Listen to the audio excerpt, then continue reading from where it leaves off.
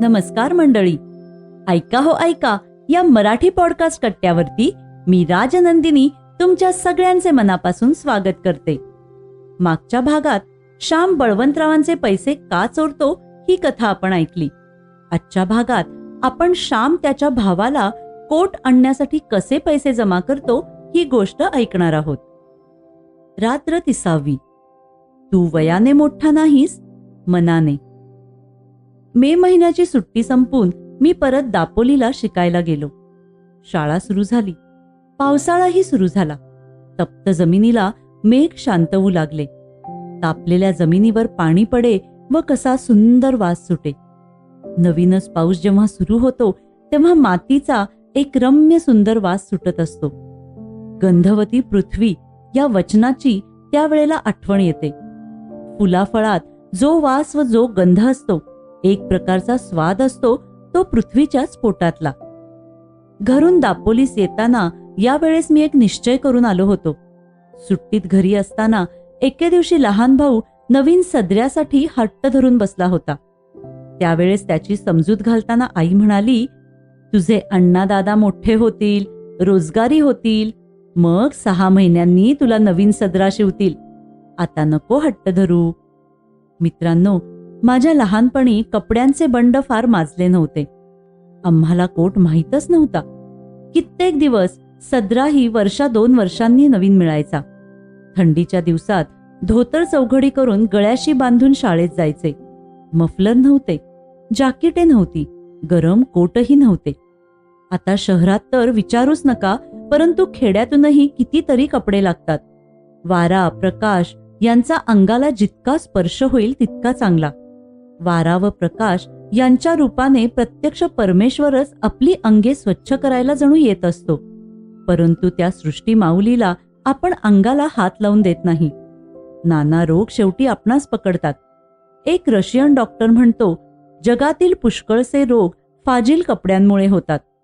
रशियातील मुले फार थंडी नसली म्हणजे फक्त लंगोट लावूनच शाळेत जातात. कपडा कमी वापरण्याची वृत्ती नवीन रशिया निर्माण करत आहे. विचाराच्या डोळ्यांनी रशिया पाहण्याचा यत्न करत आहे व तसे चालण्याचेही ठरवत आहे. माझ्या धाकट्या भावाचा सदरा फाटला होता. आईने त्याला 2-3 गाबड्या लावल्या होत्या. आपल्या भावास नवीन कपडा शिवून न्यायचा असे मी ठरवून आलो होतो. पण पैसे कुठून आणायचे? माझे वडील कोर्ट कचेरीच्या कामाला वरचेवर दापोलीस येत. दारिद्र्य येत होते तरी कज्जे दलाली सुटली नव्हती. व्यसनच असते तेही. काही लोकांना कोर्ट कचेऱ्यांशिवाय चैनच पडत नाही. स्वतःचे संपले तर दुसऱ्याचे खटले चालवायला ते घेतात. तुझा माझा असे सांगून खटला चालवण्याची कंत्राटे घेणारे लोक मी पाहिले आहेत. वडील दापोलीस आले म्हणजे आणा 2 आणे मला खाऊला म्हणून देऊन जायचे. खाऊच्या पैशातील 1 पैसा खाऊमध्ये न खर्चण्याचे मी ठरवले. ज्येष्ठात आमची शाळा सुरू झाली. गणेश चतुर्थीला 3 महिने होते. तेवढ्या महिन्यात या खाऊच्या पैशांचा रुपयाभर जमला असता. गणेश चतुर्थीस धाकट्या भावास सदरा शिवून न्यायचा असे मी मनात निश्चित केले. ध्येयावर डोळे होते. रोज पैसे मोजत होतो. गणेश चतुर्थी जवळ येत चालली. माझ्याजवळ 1 रुपया 2 आणे जमले होते.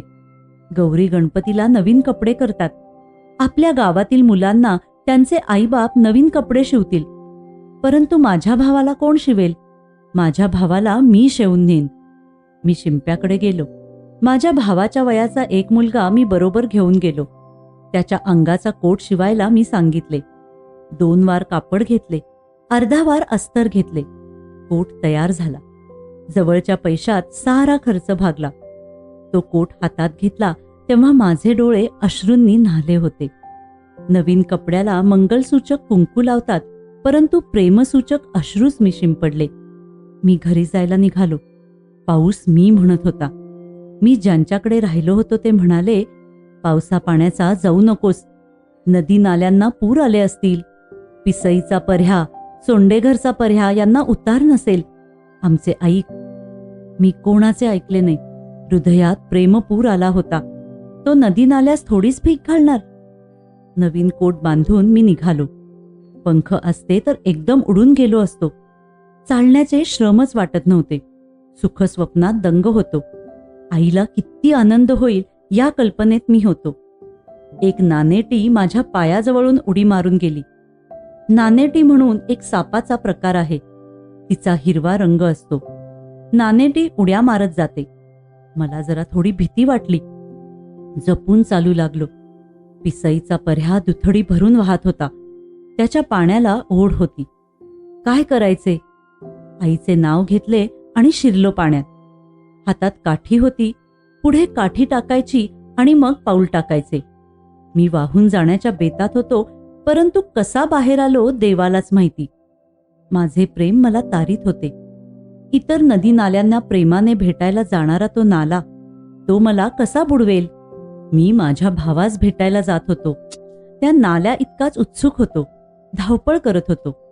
त्या नाल्याप्रमाणेच मीही हृदय भरून येऊन जात होतो.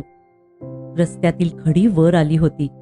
सुयांसारखे दगड पायांना खुपत होते, परंतु माझे तिकडे लक्षच नव्हते. अंधार होण्यापूर्वीच घरी जाण्याची धडपड चालली होती, परंतु वाटेतच अंधार पडला. कडाड कडाड आकाश गरजत होते.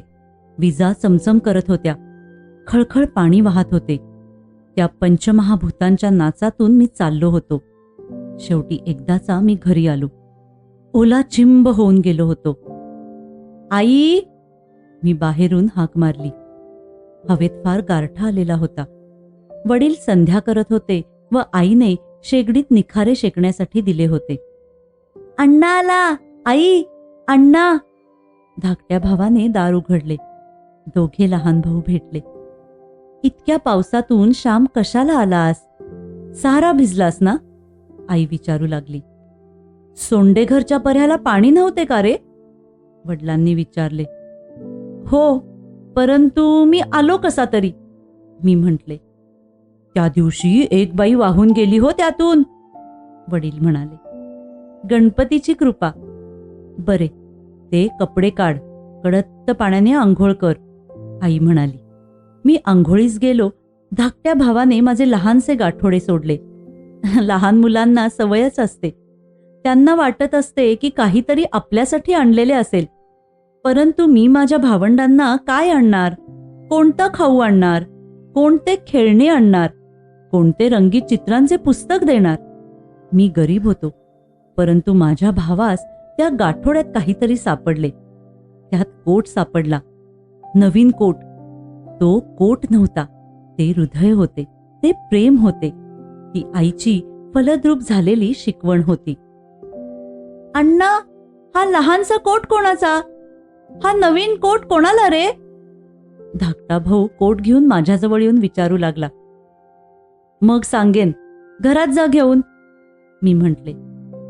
आई, हा बघ कोट. हा काही अण्णांच्या अंगाचा नाही, हा मला आणलाय. होय आई? धाकटा भाऊ आईला विचारू लागला. आईने कोरडे धोतर दिले. मी चुलीजवळ शेकत बसलो. आई म्हणाली, श्याम, हा कोणाचा कोट? मोरू जोशांकडे का रे द्यायचा आहे? कापातल्या मुक्याने पाठवला असेल, वडील म्हणाले. नाही, हा मी पुरुषोत्तमासाठी शिवून आणला आहे, मी म्हटले. पैसे रे कोठले? कोणाचे कर्ज काढलेस का फीचे दवडलेस? वडिलांनी विचारले.